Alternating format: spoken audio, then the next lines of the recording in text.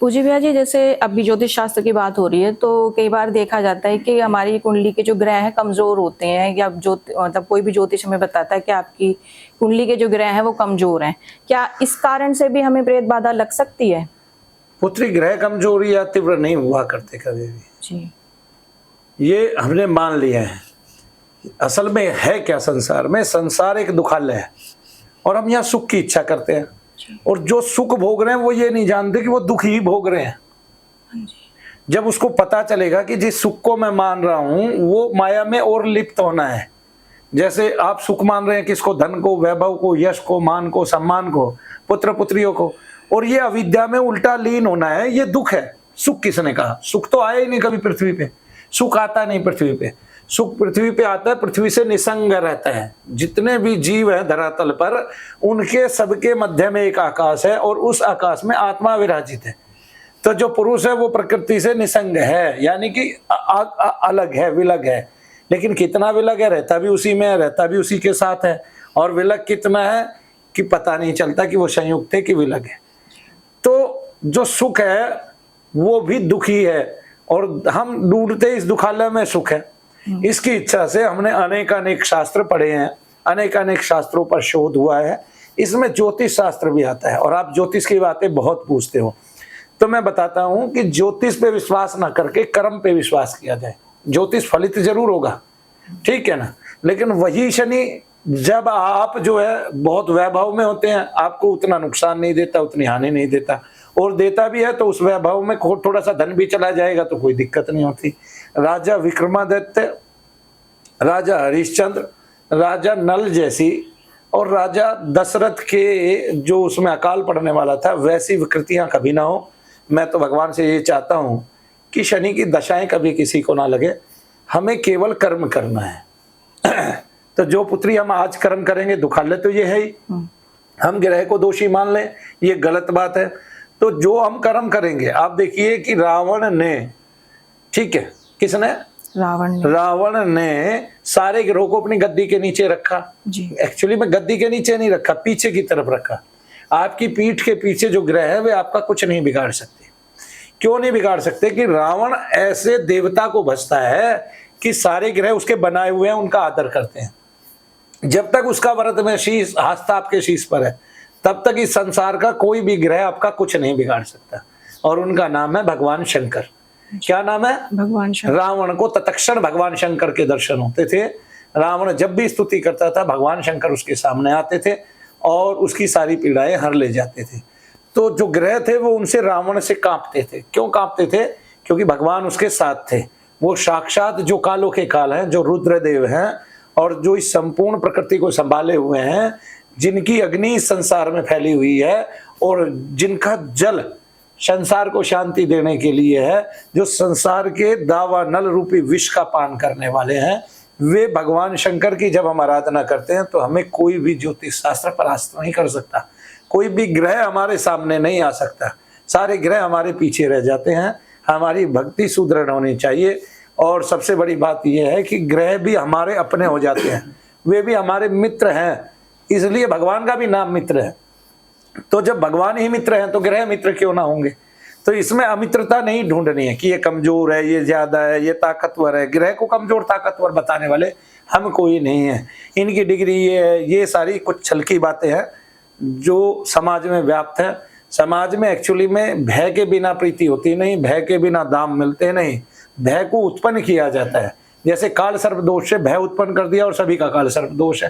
तकरीबन हर चौथे आदमी का काल सर्प दोष है। ऐसे तो सभी लोग पागल हो जाएंगे। तो जिनके काल सर्प दोष भी हैं वो इस देश में उत्पन्न नहीं हुए, उनका क्या बिगड़ रहा है भाई? वो उपाय कर नहीं रहे हैं। ट्रंप कोई उपाय नहीं कर रहा है अपनी किसी भी जन्म पत्री का।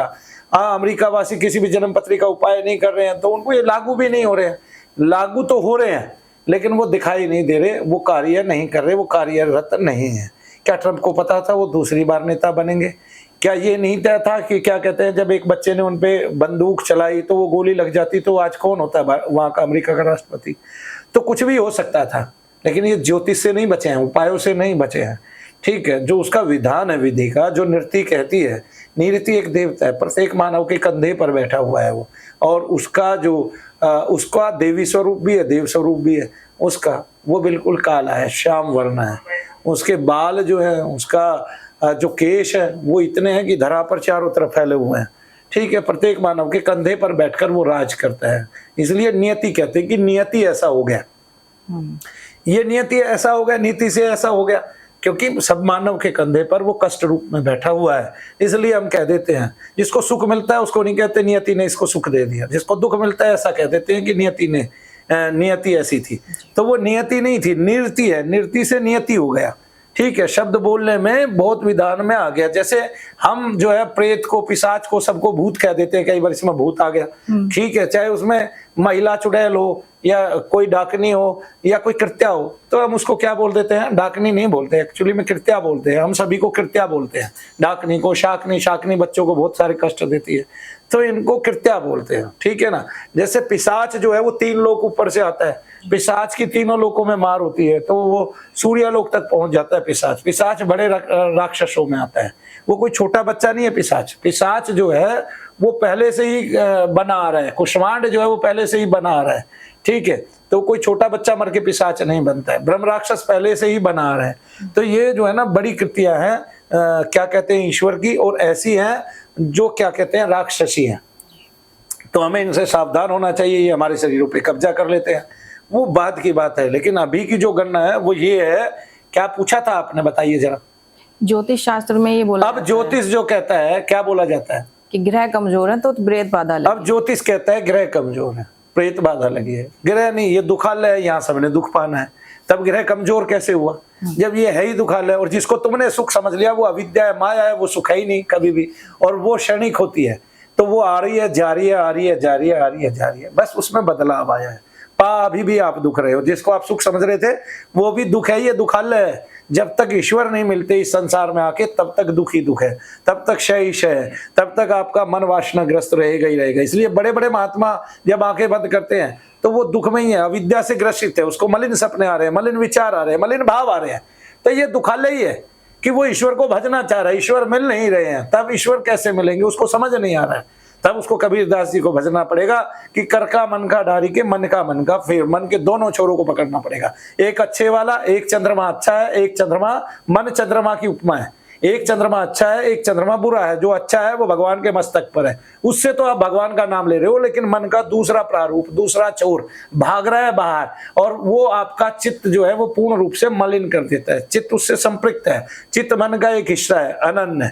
इसलिए मन ही क्या है, मलिन। मन के अलावा कोई मलिन सत्ता नहीं है। मन ही लिंगीय स्वरूप धारण करता है, मन ही सूक्ष्म स्वरूप धारण करता है, और मन ही जब आनंद कोश में जाता है तो कारण शरीर धारण करता है। तो मन ही आत्म स्वरूप हो जाता है, और मन ही फिर इष्ट स्वरूप हो जाता है, यानी कि भगवान खुद बन जाता है। तो जो आत्मा है वो परमात्मा इसलिए तो कहा गया। लेकिन इन बातों को कोई जानता नहीं है, इनके भेद कोई जानता नहीं, इनको कोई खोलता नहीं है विस्तार से। और हम पढ़ते हैं दुनिया भर के शास्त्र, फिर भी वहां तक पहुंच नहीं पाते पुत्री। तो इसलिए ग्रहों को दोष देने से अच्छा ये है कि हम अपने कर्म करें। कर्म क्या है? सबसे श्रेष्ठ कर्म इस संसार में एक ही है कि आप सबको अपना मान के, भगवान का समझ के सबकी सेवा कर दो। तो इससे मानव सेवा करने से आपका उद्धार हो जाएगा, आपकी गति हो जाएगी, और आपका यहाँ आना सार्थक हो जाएगा। और ईश्वर की प्राप्ति के लिए जो भी काम करो वो ईश्वर को प्रसन्न करने के लिए, उस मित्र को प्रसन्न करने के लिए, उस मित्र की प्राप्ति के लिए जो अनंत है और संसार भर में फैला हुआ है। इसलिए ज्योतिष पे आप उतना ही विश्वास करें। वही ज्योतिष अंग्रेजों के यहाँ नहीं होता, वही वास्तु अंग्रेजों के यहाँ नहीं होता। तो फिर आपकी बुद्धि कहती है, फिर लोग पूछते हैं कि वे उन्नति क्यों कर रहे हैं, हम उन्नति क्यों नहीं कर रहे। तो देखिए पुत्र, इसका एक प्रमाण ये है कि अंग्रेज जब यहाँ आते हैं, हम पर कब्जा करते हैं, तो सबसे पहले वे हमारी विद्या पे कब्जा करते हैं। तो डॉक्टर वेनिस जो है BHU यानी कि बनारस हिंदू यूनिवर्सिटी के वो थे, हमारे ग्रंथ फूके जाते हैं, हमारी सारी खोजों को वो ले जाते हैं। जैसे आज जो है कहते हैं कि वो क्या कहते हैं कि हमने नेपच्यून और यूरेनस खोज लिए। तो हमारे जब आयुर्वेद के या वेद के ज्ञाता जो ऋषि हुए, महर्षि दयानंद, उन्होंने बताया नहीं, ऋग्वेद में स्पष्ट लिखा हुआ है कि नवग्रह के अलावा 2 अश्विनी कुमार चक्कर लगाते हैं, किसका? सूर्य की परिक्रमा करते हैं। तो वो बताते नहीं ये नेपच्यून यूरेनस है। ठीक है, उन्होंने घोषित नहीं किया। तो मेरी तो ज्योतिष वालों से भी ये क्या कहते हैं, हाथ जोड़ के प्रार्थना है कि वो सभी ज्योतिष वाले, ठीक है, लोगों को डराए नहीं, उपाय जरूर बताएं, भगवत भक्ति से जरूर जोड़े, क्योंकि लोगों का ज्योतिष पर विश्वास है। मेरा भी है, मेरे को आज भी ज्योतिष के हिसाब से ही फलित होता है। मेरी जन्म पत्री एक फलित होती है। तो जैसे हमारी मंगल की दशाएं चल रही है, वैसे ही हमें सोपन आते हैं। हमें अब राजनेताओं के सपन आते हैं, पहले तो नहीं आते थे। ठीक है, तो मैं बताऊं तो 2 बार मुझे नरेंद्र मोदी दिखाई दे चुके हैं, एक बार वो मेरे पास बैठ के दूध पी के जा चुके हैं। तो ये क्या होता है, ये ग्रह की दशा से होता है। आपको ग्रह की दशा हो गई तो आपको सारे तो आध्यात्मिक सपन आ रहे थे, अब आपके सपन बदल जाते हैं, क्योंकि मंगल राजनीति को प्रभावित करता है। ठीक है, हमें किसी से मिलना नहीं है, किसी से मिलने की इच्छा नहीं है।